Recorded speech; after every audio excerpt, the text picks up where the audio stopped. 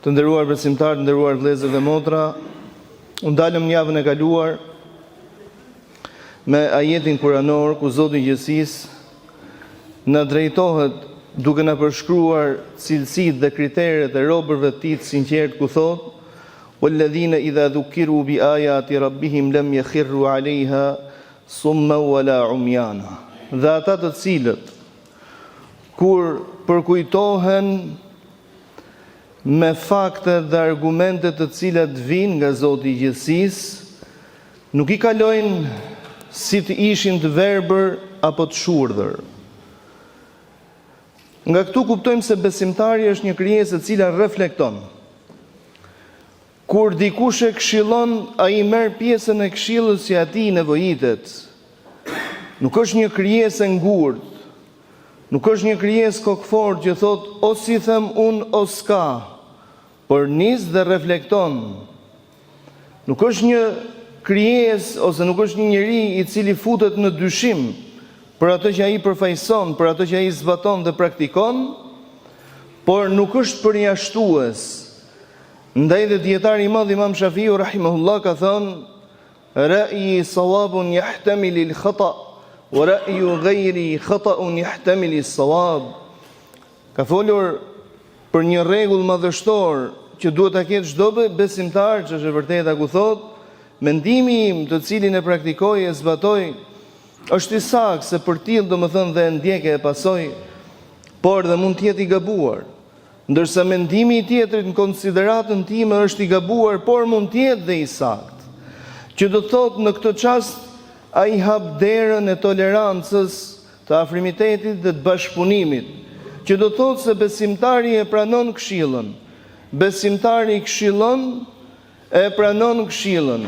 Është miqësor, e miqëson tjetrin, por e pranon miqësinë e tjetrit. Shikoni se çfarë krahasimi ka bërë pejgamberi alayhis salatu wassalam midis hipokritit, rujna Allah dhe mos na bëj prej tyre, dhe besimtarit. Thot shembulli i hipokritit është sikurse shembulli i palmës.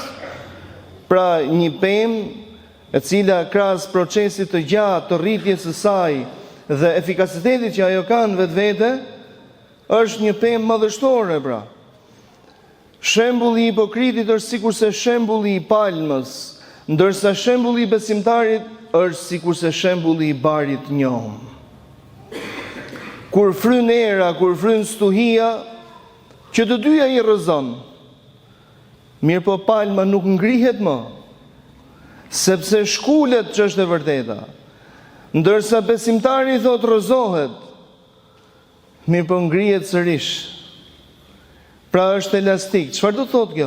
Kjo do thotë që në mënyrën e reflektimit që ka në jetën e tij dhe në mënyrën se si e merr këshillën, është një krijesë e cila reflekton.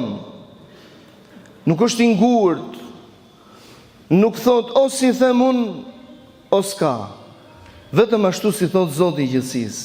Dhe cilësia e besimtarit është kjo. Kur ai këshillohet e pranon këshillën. Kur ati i mbërrin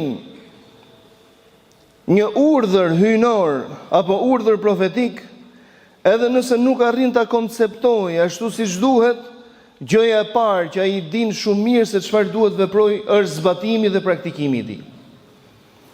Ndaj kemi rastin kur pejgamberi alayhis salatu wassalam në krye të 16 muajve të emigrimit të tij nga Mekka për në Medinë, vjen urdhri i Allahut xhelle xhelalu: "Fawalli wajhaka shatr al-masjid al-haram."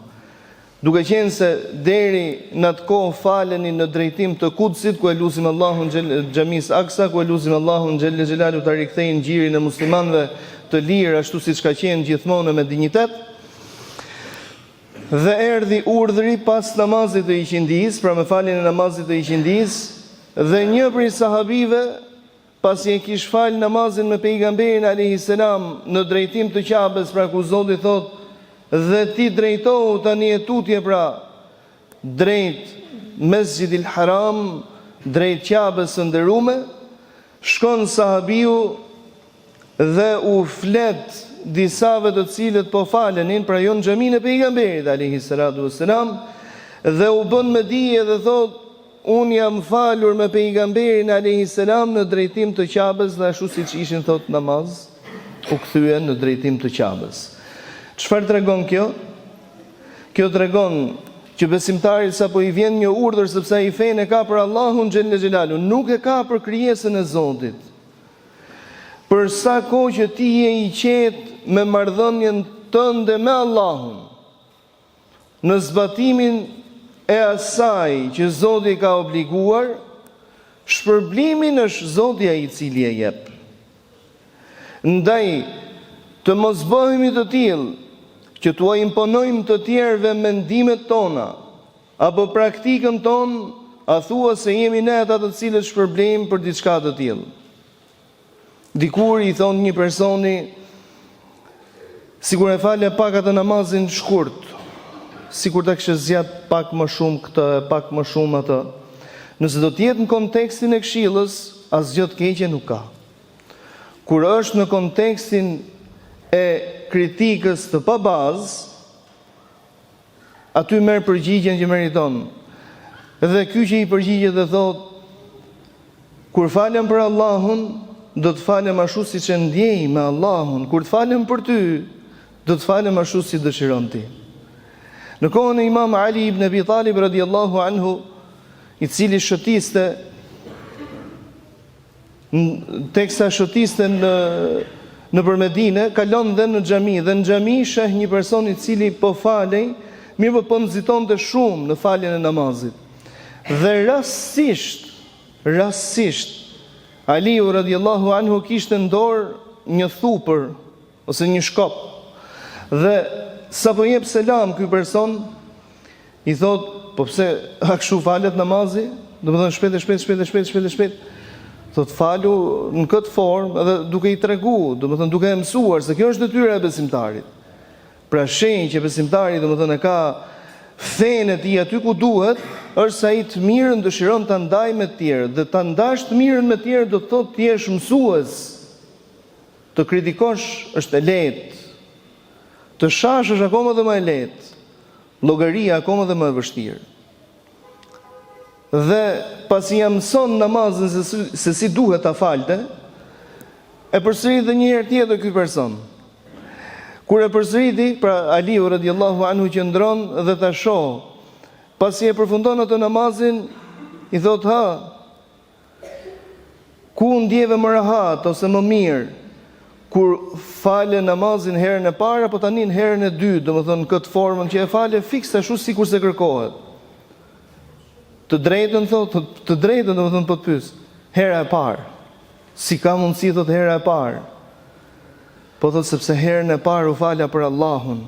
Herën e dytë u fala nga frika shkopit ton, pra mendoj se mos ky do përdorte shkopin kundra këtij personi. Herën e dytë u fala prej frikës shkopit, domethënë nuk e kisha mendjen ke afrimiteti me Allahun. Ndaj të nderuarit e mi, besimtari është ai i cili reflekton, ai i cili kur i drejtohet këshilla në vetvete rrin dhe mendon, pra kur Zoti na drejtohet dhe thon dhe ata të cilët kur përkujtohen, pra kur dikush i këshillon ose u përkujton diçka, nuk kalojnë si të ishin të verbër apo të shurdhër.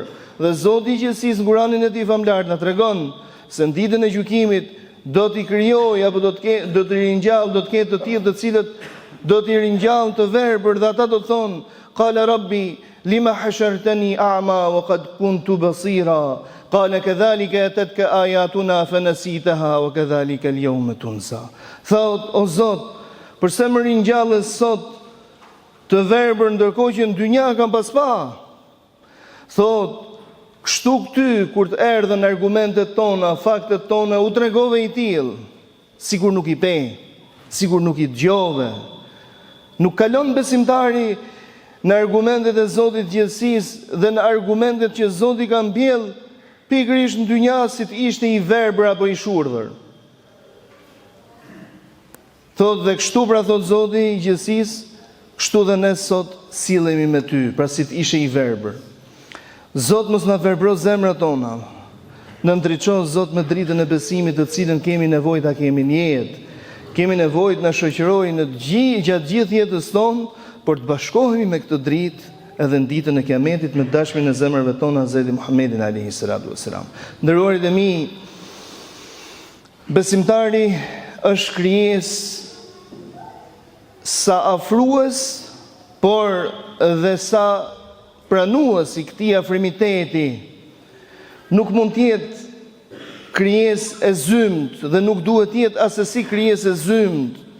Duhet të jetë krijesë e cila me sjelljen e tij, me veprimet e tij, me heshtjen e tij, me qëndrimin e tij, të jetë një ftues për në rrugën e Allahut, të jetë një ftues për në rrugën e pejgamberit alayhi salatu wassalam. Mos ketë nevojë të flasë fjala, por ati i flet vepra. Siç tregohet për zotnin e nderuar Umerin radhiyallahu anhu, thotë se një ditë prej ditësh teksa ose një natë prej netësh, më mirë themi, teksa este në xhami, shkel një person i cili i shtrirë në xhami. Jemi duke bërë fjalë për kohën ku xhamia shërbente dhe si një vend për të pastrehet.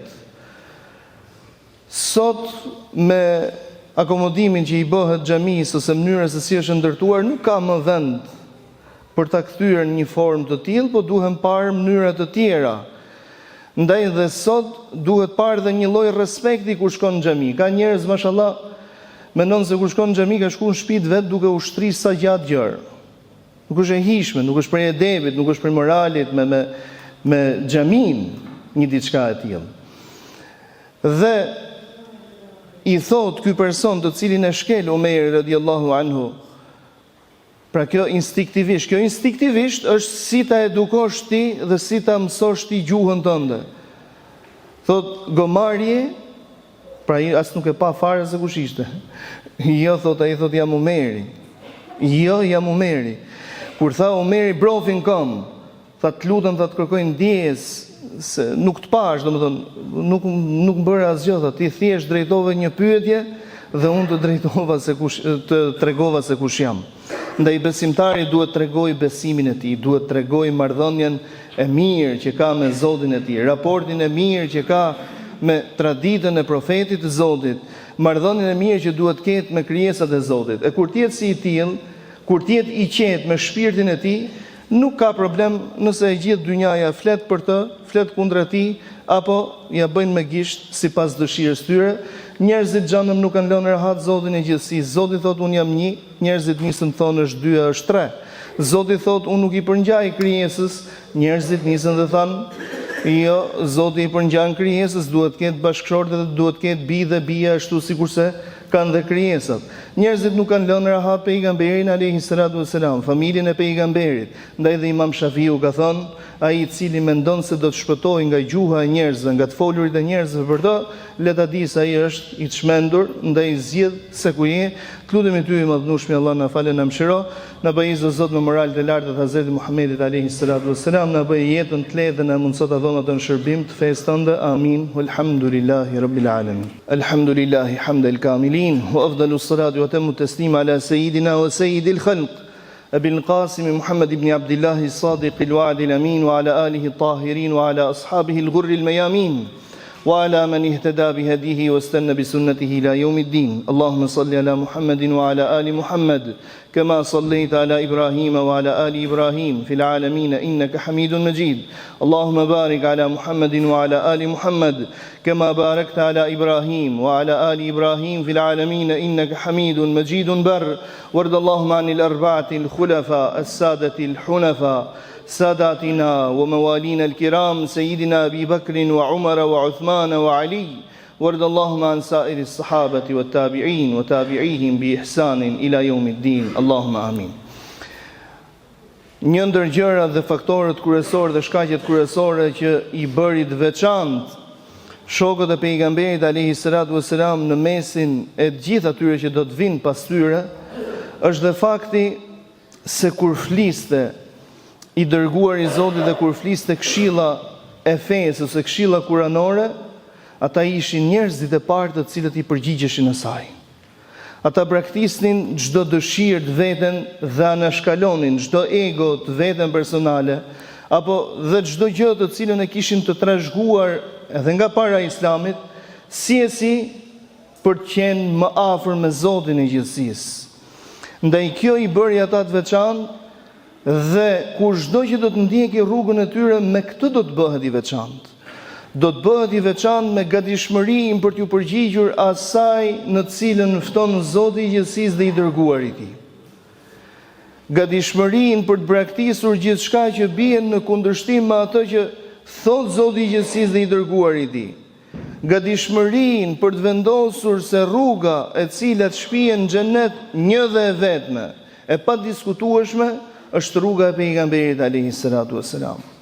Ai i cili nuk beson profecinë e tij, le të jetë njeriu më i mirë, me sjelljet më të mira, me virtytet më të larta, ku ta diun gjërat të cilat mund t'i vlerësojë njerëzilliku.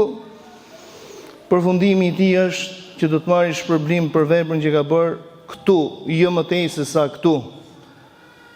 Nëse do të jetë prej dorëdhënëve, por që nuk ka dhënë për Allahun dhe me etikën që Allahu kërkon, në ditën e gjykimit do t'i thuhet që ti e ke marrë shpërblimin tënd.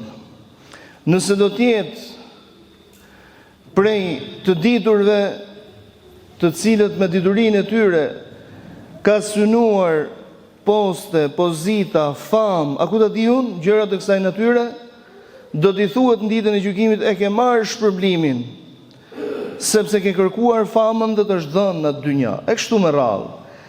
Nëse do t'jetë prej atyre të cilët kanë sakrifikuar deri dhe shpirtin e tyre në të rënit dëshmor, por këtë nuk e kanë bërë për rizat të Allahut, ka munguar kjo pjesa që është dhe më thelbësorja, më kryesorja, dhe ati do t'i thuhet që e ke marrë shpërblimin, ke kërkuar të thuhet që ti je trim, i guximshëm dhe diçka e tillë është thënë. Ndaj nderuarit e mi, në çdo këshill që na drejtohet, mbaje tek vetja, reflekto, mendoje, analizoje, shih se ku e gjen veten tënde aty. Të mos jetë prezenca jonë në përditët e xhuma, kudo që ne shkojmë, thjesht sa për ta kry, hajtë se është ditë e xhuma dhe duhet me e kry, por le të jetë si një ditë reflektimi dhe një moment të reflektimi, ndaj dhe Zoti e ka bërë të veçantë ditën e xhuma me namazin e ditës së xhuma, ndryshe nga namazet e tjera. Prej ka shtuar asaj dhe pjesën e këshillës. Shumë njerëz na porosisin për lutje dhe them o Zot, kushdo i cili na ka ngarkuar për t'ju lutë madhnisë tënde, jepi zgjidhje, jepi shërim, jepi lehtësim për çdo gjë të keqe, për çdo stres që ai mund të ketë. Lutemi ty i madhnueshmi Allah na oriento për nga e mira, për nga e drejta dhe na bëj për atyre të cilët janë të qëndrueshëm në të. Lutemi ty i madhnueshmi Allah të na rikthesh në fen tonë me një rikthim të vërtetë, rikthim pas cilit nuk ka më devijim. Na furnizo Zot prej hallallit dhe bëj atë të dashur dhe të mundur për zemrat tona. Na largo Zot prej haramit dhe bëj atë të pamundur për ne dhe të urryer për zemrat tona. Lutemi ty i madhnueshmi Allah për ne, familjet tona dhe gjithë muslimanët anë mban botës kudo që ata janë, kudo që ata ndodhen, Zot i pranë tyre dhe zbrit mbi ta mëshirën tënde, e veçanërisht muslimanët e Gazës, të Palestinës, të cilët vriten, theren dhe nuk kursehet mbi to çdo lloj përpjekje njerëzore, çdo lloj përpjekje djallëzore për të arritur synimet njerëzore. Lutemi ty i madhnueshmi Allah, na mundësosh që në vendin tonë të prihemi nga njerëz që të kanë frikë ty, por na mëshirojnë dhe ne. Lutemi ty i madhnueshmi Allah të na bësh sy çel, të na bësh të zgjuar, të na bësh të mençur, të cilët dinë të orientohen për tek e vërteta dhe të orientojnë dhe të tjerët për tek kjo e vërtetë. Lutemi ty i madhnueshmi Allah, të na bësh prej atyre të cilët jetojnë dhe vdesin duke qenë si pasues të rrugës së pejgamberit alayhi salatu wassalam.